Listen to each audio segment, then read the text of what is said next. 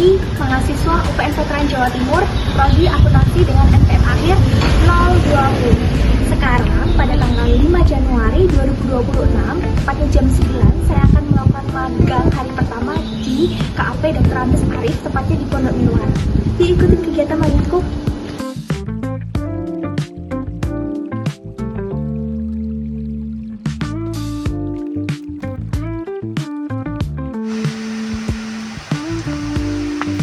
Saat ini saya berada di ruangan untuk para staf dan karyawan yang sedang bekerja. Nah, sekarang saya masuk di ruangan khusus untuk mahasiswi atau mahasiswa yang melakukan magang di KAP tersebut.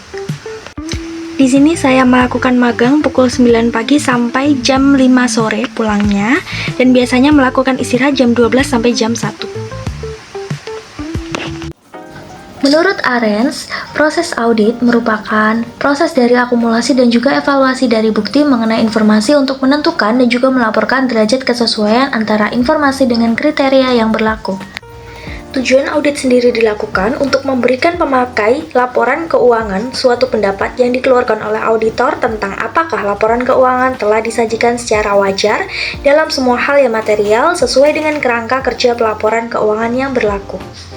Proses audit pada KAP ini meliputi pra-perikatan, planning, serta top schedule. Berikut saya membuka file pada top schedule KAP Dr. Andes Arif HP dan rekan. Langkah pertama pada perencanaan audit adalah menganalisis klien. Jadi ada dua jenis klien, yaitu investigasi atas klien baru, yang kedua klien yang berlanjut. Nah, pada saat investigasi atas klien baru, KAP sangat berhati-hati dalam menerima klien baru dari bisnis yang baru terbentuk dan juga berkembang cepat. Untuk klien yang berlanjut, ada batas tertentu untuk melakukan audit pada klien yang berlanjut tersebut, sesuai dengan standar audit. Di dalam folder pra-perikatan terdapat analisis bisnis dari klien yang akan dikerjakan oleh auditor senior dengan bantuan saya untuk mengisi list jenis perusahaan dari klien tersebut. Pada folder planning terdapat beberapa file, yaitu checklist permintaan data, pemahaman bisnis klien, pemahaman kebijakan akuntansi, dan juga materialitas. Checklist permintaan data sendiri dibutuhkan untuk dilakukan agar dapat menentukan bukti audit yang didapatkan sudah berkaitan dan juga relevan dengan tujuan audit yang akan diuji oleh auditor. Dan juga untuk memastikan bahwa bukti audit mengacu pada tingkat di mana bukti tersebut dianggap dapat dipercaya atau layak untuk dipercaya. Sedangkan materialitas sendiri adalah pertimbangan utama dalam menentukan ketepatan laporan audit yang harus dikeluarkan. Standar auditing menyatakan bahwa dokumentasi audit adalah catatan utama tentang prosedur auditing yang diterapkan, bukti yang diperoleh, serta kesimpulan yang dicapai. Dokumentasi harus mencakup semua informasi yang diperlukan oleh auditor. KAP Dr. Andes Arif HP dan rekan sendiri menggunakan KKP sebagai kertas kerja pemeriksaan untuk meringkas kertas kerja audit dan juga mempermudah dalam menelusuri saldo akun dan juga dokumen pendukung.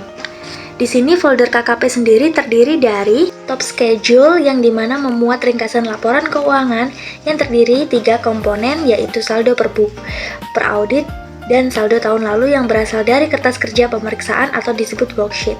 Jadi saya biasanya kerjaannya untuk mengelompokkan saldo akun dari worksheet berdasarkan working balance sheet atau WBS, dan yang kedua working profit and loss atau WPL, di mana WBS terbagi lagi jadi dua bagian, yaitu WBS 1 yang meliputi akun aset pada neraca dan WBS 2 meliputi akun kewajiban dan modal pada neraca, sedangkan WBL meliputi akun-akun ada di laporan laba rugi.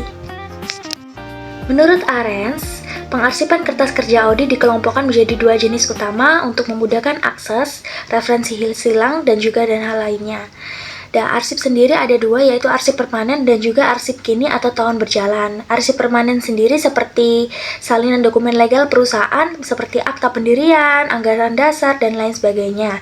Sedangkan arsip terkini seperti Working Trial Balance atau WPS WPL yang saya kerjakan. Nah, di sini saya sedang melakukan pencetakan terhadap dokumen legalitas perusahaan dan juga top schedule yang telah dikerjakan di KKP. Selama saya melaksanakan magang, saya mendapatkan kesempatan untuk melakukan stock opname bersama auditor senior di perusahaan klien.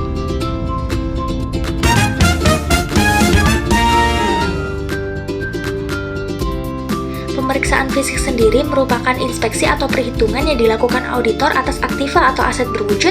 Jenis bukti ini paling sering berkaitan dengan persediaan dan juga kas, sebagaimana dijelaskan oleh Arens 2015. Di sini yang kami lakukan sebagai auditor junior yaitu membantu auditor senior dalam melaksanakan stock of name. Nah, di sini tugas saya mencocokkan catatan persediaan dengan bukti fisik yang ada di gudang. Dan saat melakukan kegiatan ini pastinya saya didampingi oleh auditor senior. Dengan pelaksanaan magang ini, saya dapat memahami secara langsung bagaimana prosedur audit dilakukan, serta mendapatkan kesempatan terlibat dalam beberapa kegiatan audit, salah satunya stock of name, yang dapat mengetahui pentingnya ketelitian, tanggung jawab, dan juga kerjasama antar